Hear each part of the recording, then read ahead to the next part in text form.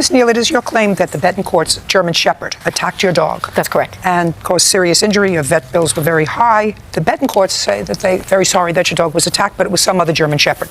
So tell me when and where this happened. On October 22nd, my boyfriend Jesse... Of this year? Of this year, 2016. My boyfriend Jesse and I were at the park with my grandson and my granddaughter. We were walking on the dog path, which is generally where you walk, where you're just going to walk with your dog, not throw the ball. There's a field for that. So Jack was about 2 or 3 feet ahead of us when I noticed another German... Yes, this would be Jack. It's Jack. And Jack is 3 years old. And he was not on a leash? Not on a leash, because it's an off-leash park, but there are regulations, and I do have copies of the park rules and regulations. And he was just about 2 or 3 feet ahead of us when I noticed another dog, German Shepherd, come off to the side, start sniffing around. That's usually how they say hi. They sniff each other. Okay, so this was a large dog that was alone. A large German Shepherd. She did not appear at that time to have an owner. Well, you assumed that someone was around. She didn't look like a stray dog. Right. Go ahead. So after she nosed Jack a couple times, sniffed him, I thought, well, this is okay. She got aggressive. She picked him up by his sweater. She had him in her mouth. She shook him 2 or 3 times.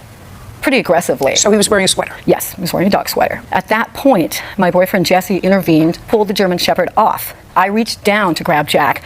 I got a couple defensive wounds on both my hands because he was spinning in a circle. He was just frantic. Before I could pick him up, the dog escaped its collar again, grabbing Jack. So the German Shepherd got out of his collar? Yes, slipped out of the collar, which was not on tight, and that is an assumption. I will say that because I didn't see the collar, and picked him up again. But your boyfriend was holding him back? Yes. And he slipped out and came back and attacked your dog again? Yeah. Well, were you holding your dog at that time? I had not been able to retrieve him. She swooped in too quickly and got him again. And that's when Jesse jumped in again, pulled her off, and restrained her. At that time, a bystander, I don't know who she was, God bless her, helped me. We threw my jacket around Jack, picked him up, and held him close like that. And it was very difficult to do because he was in a lot of pain. He was crying. He was in an awful lot of pain. Where was the German Shepherd at that time? Jesse had her restrained. Okay. And while he was restraining her at that point, that's when I noticed Miss Betancourt come up. She did offer an apology. She? Yes, she. She offered an apology. She had small children with her. What did she say? She didn't say, I apologize. What She did she did say she was sorry. She said, I'm sorry. What else did she say? At that time, I have got to be honest, admit, I was more concerned with Jack, and Jack was still yelping.